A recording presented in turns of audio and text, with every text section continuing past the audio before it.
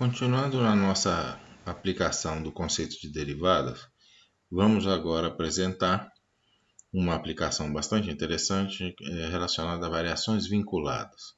Então, nós vamos explicar o que essas variações vinculadas significam e em seguida vamos fazer alguns exemplos para tornar a ideia mais simples.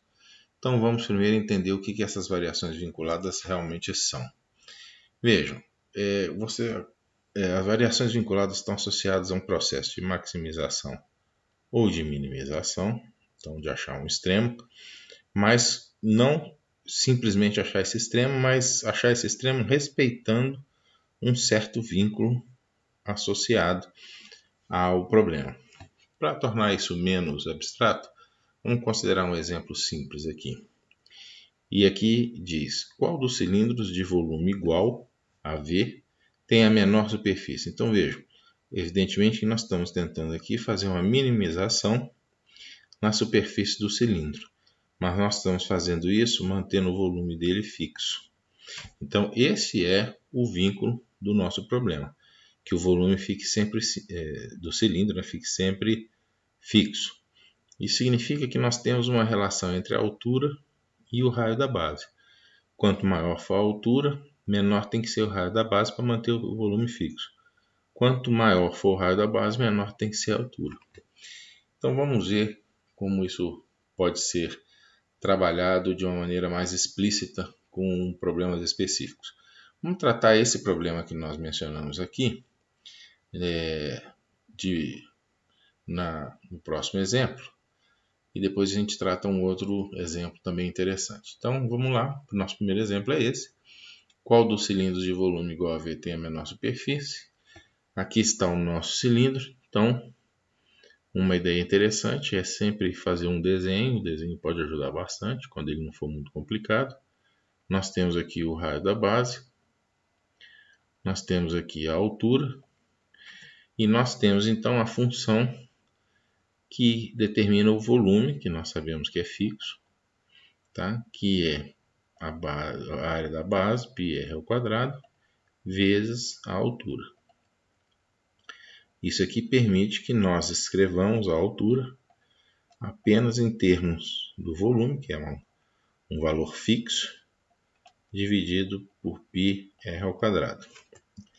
Então agora se eu for escrever a expressão da superfície, eu vou poder escrevê-la só como uma função de r, porque eu vou pegar a superfície, ela vai ser a 2πr, né, que é o comprimento da base, vezes a altura, isso é a área lateral, mais duas vezes as áreas superiores, né? Então 2πr ao quadrado, 1πr ao quadrado para cada um. Só que agora o V eu posso escrever, e essa é a ideia do vínculo, eliminar uma variável, então eu posso escrever isso aqui como sendo 2πr vezes V sobre πr ao quadrado. Então, mais 2πr ao quadrado, mantendo. Eu vou poder escrever isso aqui como sendo 2v sobre r mais 2πr ao quadrado. Vejo então que aqui eu tenho uma função exclusivamente do raio. Eu posso agora perguntar pelo extremo dela. O extremo dela eu encontro, nós já vimos isso, fazendo a derivada primeira em relação à variável ser igual a zero. Então isso aqui vai me dar menos 2v sobre r ao quadrado mais 4πr, e isso tem que ser então igual a zero. Resolvendo essa equação aqui, eu encontro que r ao cubo tem que ser igual a 1 meio de v sobre π. Então, 1 meio de v sobre π é o r ao cubo. Eu posso melhorar isso aqui, não precisaria continuar, mas eu posso escrever então um r como sendo 1 meio de v πr ao quadrado. Quando eu faço isso, eu noto que esse valor que está aqui é exatamente quem? o H. Então eu poderia dizer que o cilindro que tem o mesmo volume igual a V, mas a menor superfície, é o volume cujo raio é a metade da altura. Então essa aqui é a resposta do nosso problema. Tá certo? Poderia ter dado isso de várias outras maneiras, dando a superfície, qualquer coisa assim, mas essa é a ideia, é isso que caracteriza, na verdade, o nosso cilindro. Tá certo? Ok, vamos então para o próximo exemplo, que pergunta o seguinte. Ele quer que nós inscrevamos em uma esfera de raio R. Então vejam que o raio mantido fixo é o vínculo, um cilindro de volume máximo. Então nós temos que maximizar o volume do cilindro, tá certo? Então, antes de começar, desenho, né? Sempre. Aqui no desenho eu encontrei um jeito, como o cilindro é inscrito, então eu sei que essas partes dele, né, não são quinas, né? Mas essas partes têm que tocar a circunferência, e então eu sei que essa distância que aqui está é o raio. Eu criei aqui um ângulo, vai ser uma variável auxiliar, tá? De tal forma que o raio do cilindro, que está aqui embaixo, aqui está a altura do cilindro, né? A altura do cilindro. Então eu sei que o raio do cilindro é a projeção do raio da esfera com relação ao A. Então é o R cosseno de A. E a altura do cilindro vai ser 2 vezes R seno de A. Ora, o volume do cilindro, que é a função que eu quero representar, ele vai ser dado agora só em termos desse ângulo A, e ele vai ser então π R ao quadrado vezes H. Eu posso escrever então tudo isso em termos de A, porque eu já fiz essa relação.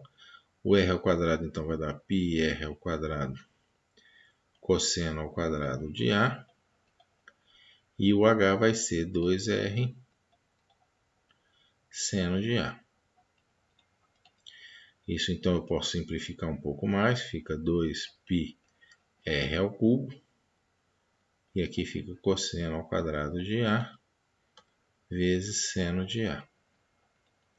Então, uma vez que eu tenho agora a minha função volume só em termos do A, eu posso perguntar pelo extremo dela, fazendo a derivada, igualando a zero.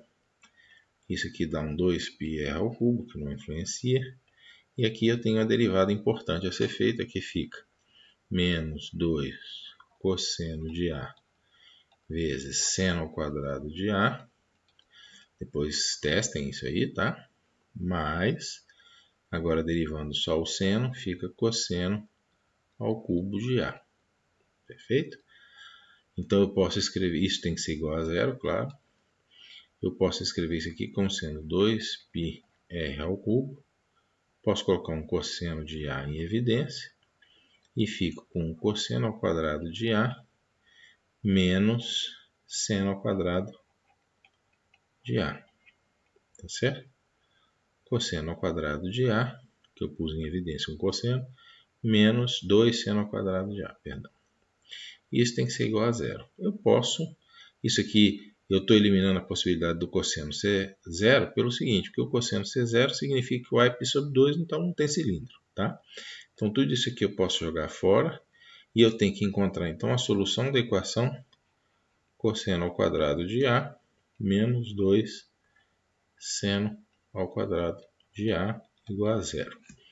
Para encontrar essa solução, eu coloco o seno de A, cosseno ao quadrado de A, em termos de 1 menos cosseno ao quadrado de A, para encontrar a equação 3, aqui tem um 2, né? 2.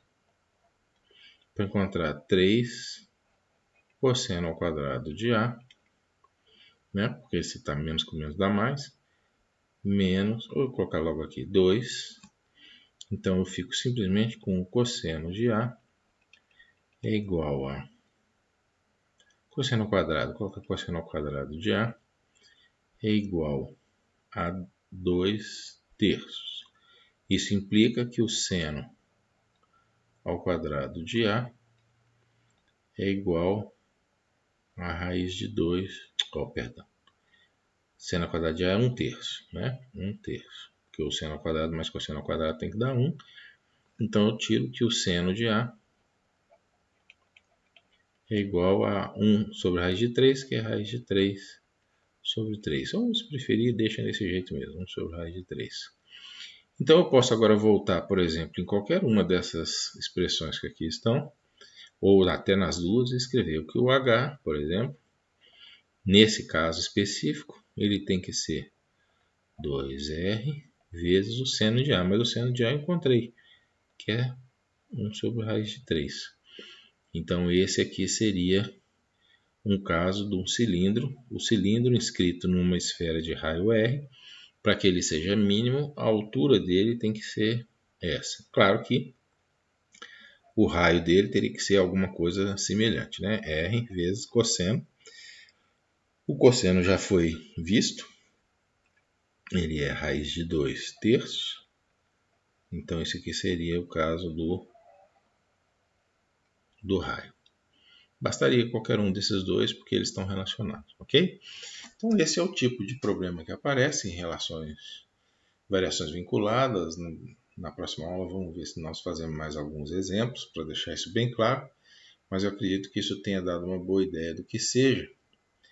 E muitas vezes alguns alunos têm dificuldade nessa área, porque você precisa saber montar tanto a equação, usar a equação do vínculo e montar a equação de minimização ou maximização que você quer encontrar.